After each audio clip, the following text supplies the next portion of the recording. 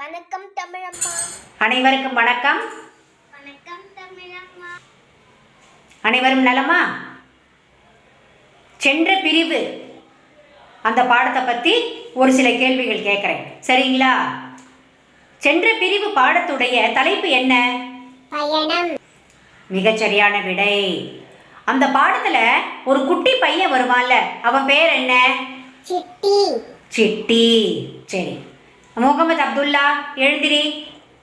அந்த பையன் என்ன செஞ்சான்?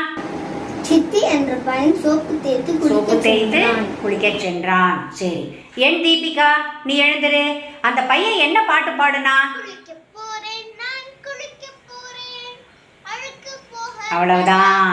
பரவாயில்லையே, அழகா கவனிச்சிருக்கீங்களே. சரி, இப்போ இந்த பிரிவு பாடத்துக்கு போகிறதுக்கு முன்னாடி தமிழம்மா எப்போது என்ன பண்ணுவேன்? கதை சொல்லுவீங்க. கதை சொல்லட்டுமா? பரவாயில்லையே, நல்லா புரிஞ்சு வச்சிருக்கீங்களே தமிழம்மாவை பற்றி. சரி, அதாவது ஒரு சின்ன கிராமம், அதில் அம்மா அப்பா 5ஆம் வகுப்பு படிக்கின்ற ஒரு மாணவன், இவங்க 3 பேரும் ஒரு வீட்டில் குடியிருந்தாங்க.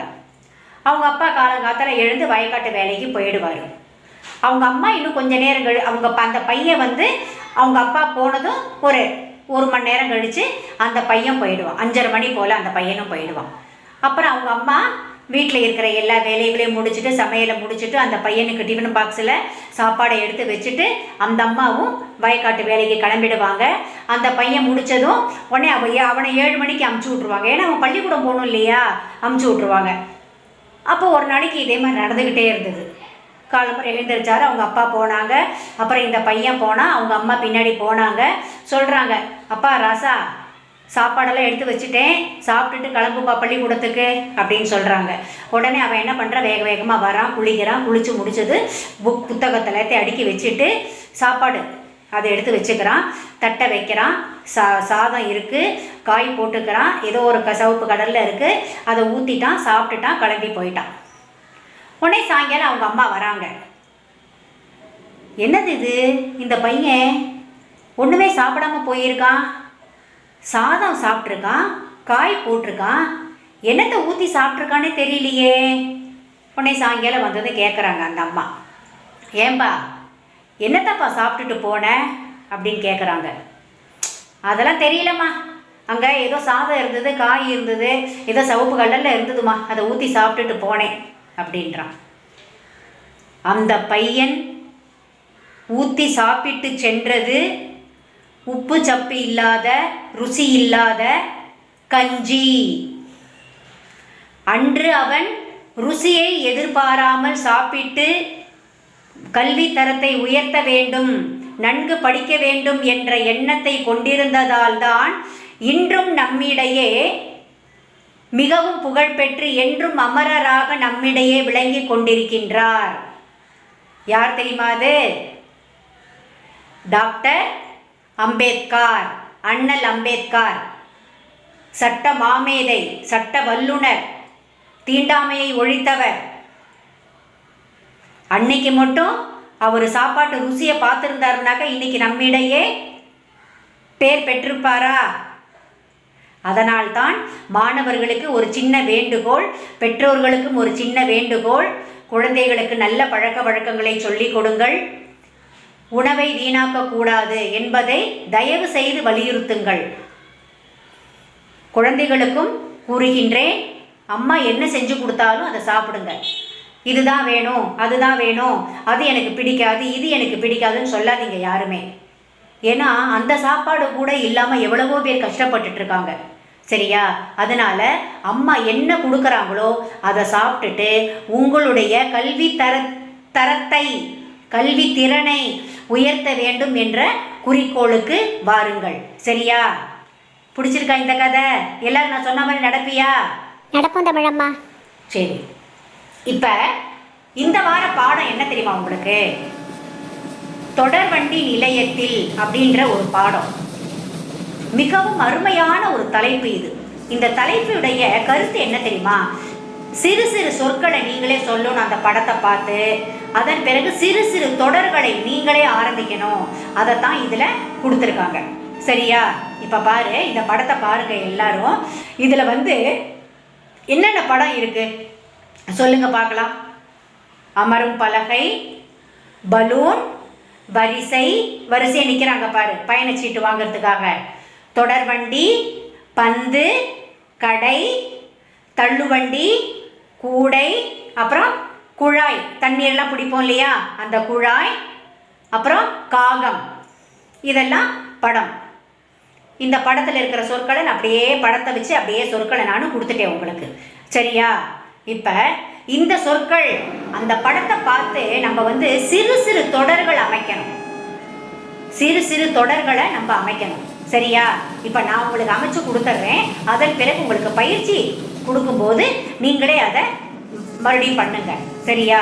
இப்போ பாரு, குழந்தைகள் அம்மாவிற்கு உதவி செய்கிறார்கள்.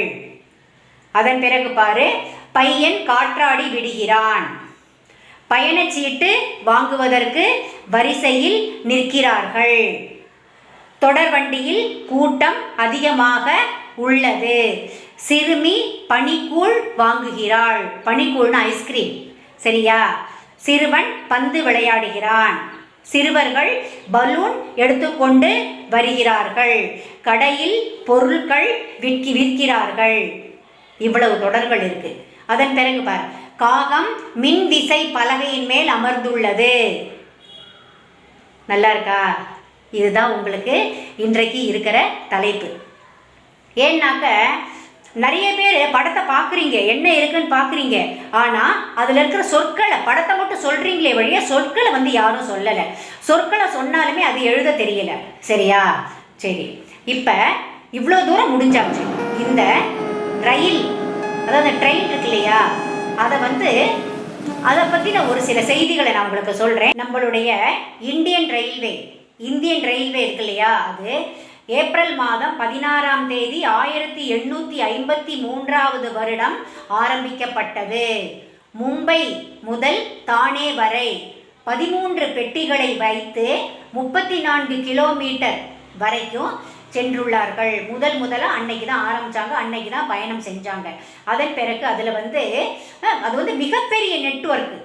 29 வகையான ரயில்கள் உள்ளன. 29 வகையான ரயில்கள் உள்ளன. இந்த Kollam Express, Rajdhani Express, Koodal Express, Vaigai Express, Pallavan Express, அந்த மாதிரி எல்லாம் இந்த மாதிரி 29 வகையான ரயில்கள், தொடர்வண்டிகள் உள்ளன. அதன் பிறகு 9146 தொடர்வண்டிகள் உள்ளன இந்தியாவில் மட்டும். சரியா? அதன் பிறகு 7349 தொடர்வண்டி நிலையங்கள் உள்ளன. ரயில்வே ஸ்டேஷன் சொல்லுவாங்க இல்லையா, அதுதான். சரி, இப்போ ஃபாதர் ஆஃப் த நேஷன்னு சொல்லும்போது நம்ம காந்தியை சொல்கிறோம். இப்போ Indian Railway, father of Indian ரயில்வேன்றது யாருன்னாக்க பி டல்ஹவுசி அப்படின்றது தான் இந்தியன் ரயில்வேவை ஆரம்பித்தார். அதனால தான் ஃபாதர் ஆஃப் த இந்தியன் ரயில்வேன்னு அவரை சொல்கிறாங்க. சரியா? இது ஒரு பெரிய நெட்வொர்க்கு. இது ஒரு பெரிய நெட்வொர்க்கு, மிகப்பெரிய இணையதளம், இது வலைத்தளம். சரியா? இது உங்களுக்கு தேவை இல்லைனாலும் ஓரளவுக்கு நீங்கள் இதெல்லாம் தெரிஞ்சுக்கிறது நல்லது தான். சரியா? சரி, இப்போ ஜோஷிகா நீ எழுந்திரி.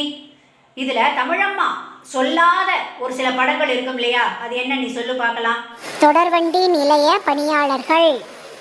சரி, ஹரிவர்தா நீ எழுந்திரி. இதில் தமிழம்மா சொல்லாத ஒரு சில படங்கள் இருக்கும்ல, அதை சொல்லு பார்க்கலாம். பயணச்சீட்டு வாங்கும் இடம். சரி, தீபிகா நீ எழுந்திரி. இதை வச்சு, இந்த படத்தை வச்சு ஒரு தொடர் அமைய பார்க்கலாம். ஒரு தொடர் உருவாக்கு. தாத்தா குச்சியை ஊன்றிக் கொண்டு செல்கிறார். சரியான விடை. பரவாயில்லையே, எல்லாருமே நல்ல வகுப்பை நல்லா கவனிச்சிருக்கீங்க. ரொம்ப மகிழ்ச்சியாக இருக்குது.